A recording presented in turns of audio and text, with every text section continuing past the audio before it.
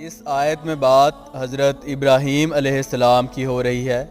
اور جن چیزوں کو تم نے اللہ کا شریک بنا رکھا ہے، میں ان سے کیسے ڈر سکتا ہوں، جبکہ تم ان چیزوں کو اللہ کا شریک ماننے سے نہیں ڈرتے، جن کے بارے میں اس نے تم پر کوئی دلیل نازل نہیں کی ہے۔ اب اگر تمہارے پاس کوئی علم ہے تو بتاؤ کہ ہم دو فرقوں میں سے کون بے خوف رہنے کا زیادہ مستحق ہے۔